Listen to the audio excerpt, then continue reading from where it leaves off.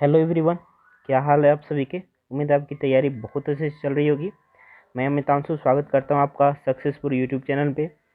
आज जो है एक शुरुआत हो रही है। जितने भी पीआरटी के, जितने भी टीजीटी के, जितने भी जीके के क्वेश्चंस आए हुए हैं उन सभी को मैं डिस्कस करने का प्लान बना रहा हूं, क्योंकि अभी भी हम लोग के पास ऑलमोस्ट 90 टू 100 डेज तो है ही। और 90 टू 100 डेज में अगर हम लोग अगर 90 टू 100 सेट्स को कवर कर लेते हैं तो समझ जाइए कि कहीं भी कोई दिक्कत नहीं होने वाला है। और पूरी तरह से इन सेट को कवर करने के बाद में आपका जो है पूरी तरह से जीके कवर हो जाएगा मेरे ख्याल से। चलिए देखते हैं। ये जो है 6 फरवरी 2018, 6 फरवरी 2018 का फर्स्ट सिटिंग है। पीआरटी का क्वेश्चन है लेकिन इम्पोर्टेंट है सबके लिए। चाहे आप किसी भी एग्जाम की तैयारी कर रहे हैं, अगर आपके एग्जाम में जीके आता है तो ये ज़रूर आपको देखना चाहिए, क्योंकि डिटेल्ड आपको मिलने वाला है। The classical language of India Sanskrit is derivative of, यानी इंडिया का जो संस्कृत है, इंडिया का जो संस्कृत है वो कहाँ से लिया गया है, वो कहाँ से डेरिवेटिव किया गया है, कहाँ से लिया गया है। तो इंडो आर्यन लैंग्वेज के रूप में इसे लिया गया है, यानी आंग्ल आर्य भाषा के रूप में इसे लिया गया है। ठीक है, इससे कुछ खास फैक्ट नहीं बन रहे तो नहीं बनाए हैं। आगे देखते हैं हम, आत्मीय सभा के संस्थापक कौन थे। तो आत्मीय सभा के संस्थापक के बारे में अगर हम बात करते हैं तो आत्मीय सभा की स्थापना जो है 1814 में होती है राजा राम मोहन राय के द्वारा, यानी इसके संस्थापक जो है राजा राम मोहन राय थे। अगर हम बात करते हैं तो यही 1814 में जो आत्मीय सभा का स्थापना हुआ था वो 1828 में इसका नाम बदल गया और ब्रह्म समाज नाम इसका रखा गया। ठीक है, ब्रह्म समाज नाम रखा गया, जिसमें राजा राम मोहन राय और द्वारका नाथ टैगोर ये दो आदमी मिलकर इसको ब्रह्म समाज नाम दिए थे। तो ध्यान रखिए कि ब्रह्म समाज की स्थापना जो है राजा राम मोहन राय तो किए ही थे, साथ ही साथ उनके साथ हेल्प किए थे द्वारका नाथ टैगोर। ठीक है। अच्छा, अगर हम बात करते हैं तो 1800 मतलब कुछ समय के बाद में देवेंद्र नाथ ठाकुर और एक और इंसान, देवेंद्र नाथ ठाकुर और केशव चंद्र सेन, ठीक है, देवेंद्र नाथ ठाकुर और केशव चंद्र सेन, ये दोनों आदमी मिलके इसको चला रहे थे, ब्रह्म समाज को चला रहे थे। ठीक है, लेकिन क्या होता है, इन दोनों में किसी बात को लेकर विवाद होता है 1866 में, 1866 में। और ये ब्रह्म समाज जो है दो भागों में बट जाता है। एक का नाम है आदि धर्म या आदि ब्रह्म समाज, और दूसरे का नाम जो है भारतीय ब्रह्म समाज रखा जाता है। जो आदि धर्म या आदि ब्रह्म समाज जो था वो देवेंद्र नाथ ठाकुर उसकी स्थापना करते हैं, यानी पुनः स्थापना कर सकते हैं, क्योंकि ये पहले ब्रह्म समाज था। और फिर उसके बाद में भारतीय ब्रह्म समाज जो बना उसके स्थापना जो है केशव चंद्र सेन थे। ठीक है, और अगर बात करते हैं इससे क्या फ़ायदा हुआ, ब्रह्म समाज बनने से क्या फ़ायदा हुआ, तो ब्रह्म समाज बनने से सबसे बड़ा बेनिफिट ये हुआ कि इन लोगों के द्वारा चलाए गए जागरण के द्वारा, यानी लोगों को जागरूक करने के जो है अलग अलग तरह के टेक्निक्स के कारण जो 1829 में उस समय के विलियम बेंटिक ने सती प्रथा पर रोक लगा दिया। सती प्रथा पर रोक जो है 1829 में लगाया गया है कि जो ये एक्ट चालू किए और उसके बाद उस पर रोक लगा दिया गया। तो ये जितना भी बन सकता था आत्मीय सभा से वो आप लोग को बता दिए। अच्छा, बाकी जितने भी सभा होते हैं वो सब भी आप याद रखिएगा, जैसे प्रार्थना सभा है, ये आत्मानाथ पांडुरंग जो थे वे उसको किए थे, ये सब आप लोग ध्यान रखेंगे।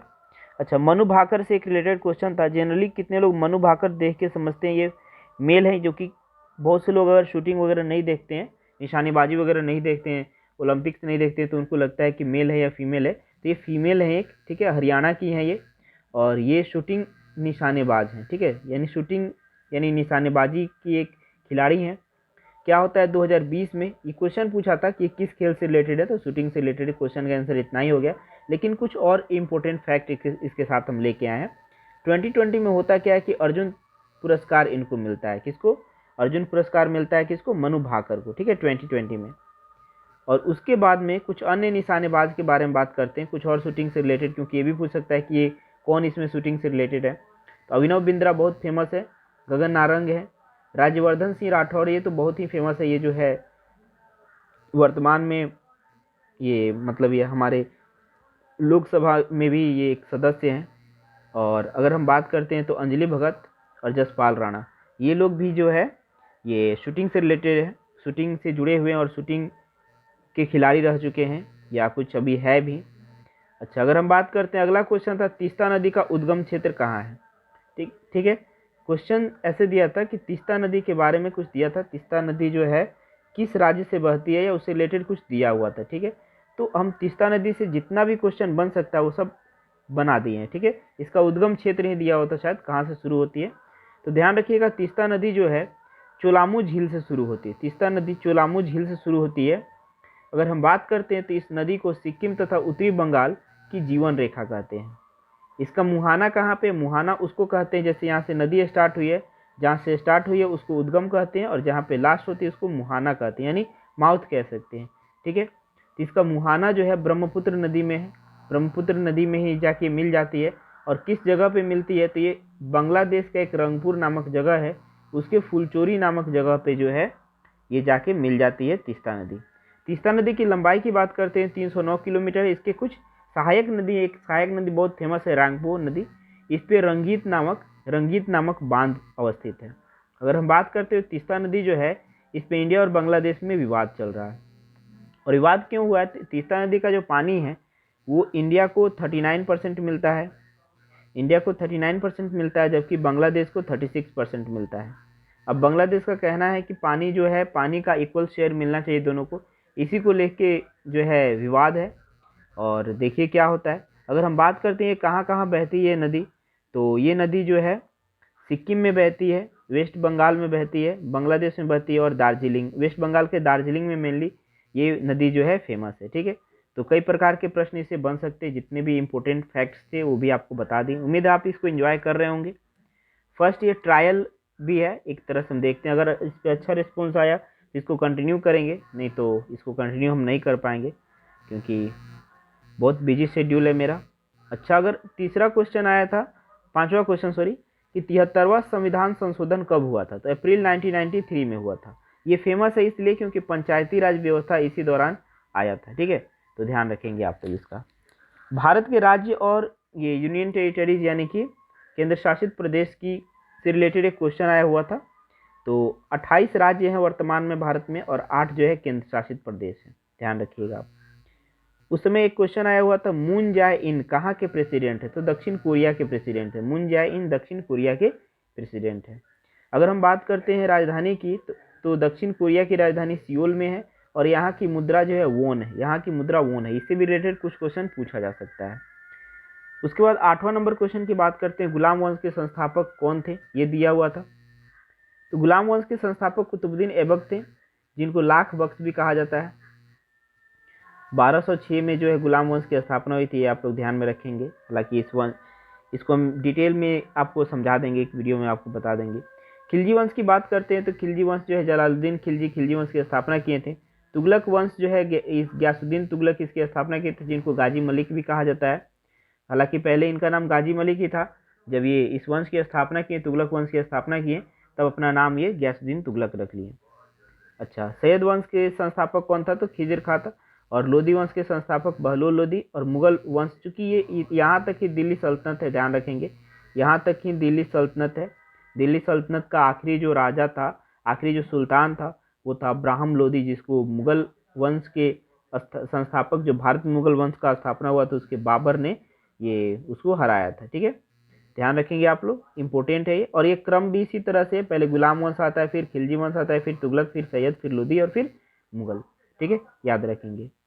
और इसको बहुत से टेक्निक भी हैं, ठीक है, जैसे कि आप इसको याद कर सकते हैं, जीके टसल, ऐसे याद कर सकते हैं, जीके टसल। जी से गुलाम वंश, के से खिलजी वंश, और ये टी से तुगलक वंश, ए से सैयद वंश, और एल से लोधी वंश। तो ऐसे आप लोग याद भी कर सकते हैं, ठीक है। कई बार क्रम भी पूछ देता है। गोवा की साक्षरता दर से रिलेटेड क्वेश्चन आया था। आप लोग जो है सेंसस से, एक दो क्वेश्चन सेंसस से आ जा रहे हैं, जनगणना से, तो आप लोग उसको जरूर देख लीजिएगा। गोवा की साक्षरता दर से रिलेटेड क्वेश्चन आया था, तो 87.4% जो है गोवा की साक्षरता दर है। और कैपिटल की बात करते हैं, गोवा की कैपिटल जो है राजधानी गोवा की पणजी है। और फॉर्मेशन गोवा का जो है 1987 में हुआ था। और गोवा के राज्यपाल पर भगत सिंह कोश्यारी हैं, और गोवा के सीएम जो अभी प्रमोद सावंत है, बीजेपी से हैं। हालांकि पार्टी से रिलेटेड क्वेश्चन कम पूछता है किस पार्टी से हैं, लेकिन ध्यान में रखना आपको। अच्छा, अगर हम बात करते हैं 10th नंबर क्वेश्चन की, तो 10th नंबर क्वेश्चन में सिंपल जो है फुल फॉर्म पूछा हुआ था। फुल फॉर्म से रिलेटेड 2-3 क्वेश्चन हम देखे हुए हैं।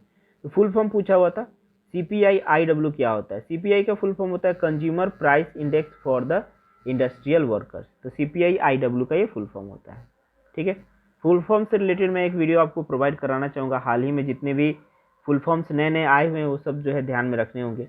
राष्ट्रपति की परिलब्धियां और भत्ता से रिलेटेड क्वेश्चन था। तो ये जो है 59(3) जो है अनुच्छेद के कारण, आर्टिकल 59/3 के अकॉर्डिंग राष्ट्रपति की परिलब्धियां और भत्ता का जो है व्यवस्था किया जाता है, ध्यान रखेंगे आप लोग। ठीक है, आगे देखते हैं भारत में औद्योगिक विकास कब से शुरू हुआ। तो भारत में औद्योगिक विकास 1854 में शुरू हुआ, क्योंकि 1854 में मुंबई में सूती वस्त्र कारखाना की स्थापना हुई। हालांकि कुछ हद तक इसका लिंक जो है ट्रेन के स्टार्टिंग से भी जुड़ा होता है, क्योंकि ट्रेन की शुरुआत हुई, उसके बाद ही औद्योगिक विकास हुआ, कच्चे माल जो है मुंबई में आने लगे और मुंबई से भी कच्चे मालों का उत्पादन होने लगा। तो इस तरह से सूती वस्त्र कारखाना में बहुत सारे फायदे हुए। अच्छा, अगर हम बात करते हैं 16 अप्रैल 1853 को ट्रेन चली थी बॉम्बे से ठाणे, ये तो आप लोगों को पता ही होगा। हालांकि ये एक्स्ट्रा फैक्ट है, कुछ अलग फैक्ट है ना, इससे इसका कुछ लेना देना नहीं था, लेकिन ध्यान रखेंगे आप लोग। ध्यान आया तो हम सोचे कि लिख देते हैं। अच्छा, ब्रिक्स के परमानेंट सदस्यों की संख्या कितनी है। तो 5 है। नाम से ही स्पष्ट है, आप देख सकते हैं BRICS, तो नाम से ही स्पष्ट है, आप इसको याद रखेंगे। BRICS नहीं होता है, ध्यान रखेंगे, BRICS होता है। अच्छा, BRICS का फुल फॉर्म की बात करते हैं तो फुल फॉर्म इसका कुछ खास नहीं है, ये कंट्री के नाम के फर्स्ट लेटर से बनाया गया ये ग्रुप। BRICS की बात करते हैं तो B से होता है ब्राज़ील, और R से होता है रसिया, I से इंडिया, C से चाइना और S से साउथ अफ्रीका, दक्षिण अफ्रीका। इसके फॉर्मेशन का भी डेट कई बार पूछ लेता है, तो इसका फॉर्मेशन जो है 2006 में हुआ था, ध्यान रखेंगे। इसका फॉर्मेशन 2006 में हुआ था, 2006 में ब्रिक्स की स्थापना हुई। MSP का फुल फॉर्म पूछा था, हालांकि MSP का फुल फॉर्म नहीं पूछा हुआ था। MSP चूंकि पूछा हुआ था कि धान का क्या कीमत था MSP के अकॉर्डिंग, तो वो पिछला डाटा हमको याद करने से कोई फायदा नहीं। जब एग्जाम नज़दीक में आएगा तो MSP हम लोग एक बार मोटे मोटे तौर पे देख लेंगे, धान गेहूँ और भी जो चीज़ है उसका, ठीक है ना। जो फिक्स्ड रहता है उसका कुछ पूछने का चांसेस रहता है, लेकिन करंट ही ध्यान में रखने में फ़ायदा। बस MSP का आप लोग ध्यान रखेंगे, मिनिमम सपोर्ट प्राइस, ठीक है, न्यूनतम समर्थन मूल्य जो है इसका होता है MSP का फुल फॉर्म, ठीक है। अच्छा, फ्रॉग में क्या नहीं होता। फ्रॉग में गर्दन नहीं होता, ये बहुत इंपॉर्टेंट क्वेश्चन है, फ्रॉग में गर्दन नहीं होता है। अच्छा, फ्रॉग की बात करते हैं तो फ्रॉग का जो हर्ट होता है, हालांकि हर्ट का ये स्ट्रक्चर नहीं होता है। फ्रॉग का जो हर्ट होता है उसमें 3 चैम्बर होते हैं, ध्यान रखेंगे। फ्रॉग के हर्ट में 3 चैम्बर होते हैं, ये भी इंपॉर्टेंट है। एशियन गेम्स 2018 कहाँ हुआ था, हालांकि ये इंपॉर्टेंट नहीं है। अभी जो गेम्स हुए हैं 1 साल के अंदर में या 6 महीने के अंदर में, वो सबको देखिएगा। तो इंडोनेशिया में हुआ था, ऐसे बस ऐसे ही लिख दिए। लेकिन आप लोग जो है ये वाला जो है दिमाग में अभी नहीं रखिएगा। अभी करंट में जो गेम्स हो रहे हैं वो सब चीज़ ध्यान में रखना है। जैसे वर्ल्ड टेस्ट चैंपियनशिप जो अभी होने वाला है, वो उससे रिलेटेड क्वेश्चन आ सकता है। तो GDP का फुल फॉर्म जो है, GDP से रिलेटेड कुछ जो है, ये दो ठो स्टेटमेंट दिया हुआ था, बोल रहा था कौन सही है कौन गलत है, तो हम सोचे GDP के बारे में ही आपको बता देते हैं डायरेक्टली। तो GDP की बात करते हैं तो ग्रॉस डोमेस्टिक प्रोडक्ट, इसका क्या होता है, फुल फॉर्म होता है ग्रॉस डोमेस्टिक प्रोडक्ट। अगर हम बात करते हैं किसी अर्थव्यवस्था या देश के लिए सकल घरेलू उत्पाद उस जो GDP को कहते हैं। सकल घरेलू उत्पाद या GDP एक वित्तीय वर्ष में उस देश में उत्पत्ति वस्तुओं और सेवाओं का कुल मूल्य होता है। अगर फाइनेंशियल ईयर इंडिया की बात करते हैं, इंडिया के फाइनेंशियल ईयर की बात करते हैं तो 1 अप्रैल से 31 मार्च इंडिया का फाइनेंशियल ईयर है, ठीक है, ध्यान रखेंगे। प्लास्टिक बोतल किस चीज़ से बनते हैं, तो पॉलीथिलीन, टेरिप्थेलिन, पॉलिस्टर से बने होते हैं। गोल्डन राइस में कौन सा विटामिन होता है, तो गोल्डन राइस में विटामिन ए होता है, ठीक है। और लास्ट था NRC का फुल फॉर्म, तो नेशनल रजिस्टर ऑफ सिटीजन। जहाँ से कुछ इंपॉर्टेंट चीज़ आ रहे थे आप लोग को हम प्रोवाइड करा दिए। उम्मीद है ये फैक्ट्स आपको अच्छा लगा होगा, क्योंकि हम देखेंगे अगर इस पर अच्छा रिस्पॉन्स आया आप लोगों का तो फिर इसे कंटिन्यू रखेंगे, नहीं तो इसको जो है इतना ही पे स्टॉप कर देंगे। आपको जो है लगभग सारे के सारे जो है फैक्ट्स आपको हम प्रोवाइड कराने का ट्राई करेंगे डेली बाई डेली, ठीक है। एक ऐसे वीडियो डाले जाएंगे इससे। अगर हम बात करते हैं तो देखते हैं कि आप लोगों में से कितने लोग जो है इसको फुल देखे हुए। तो एक काम करते हैं, इसको चेक करने के लिए एक हम हल्का सा क्वेश्चन पूछते हैं और आपको उसका आंसर जो है कमेंट बॉक्स में करना है। हल्का सा क्वेश्चन ये है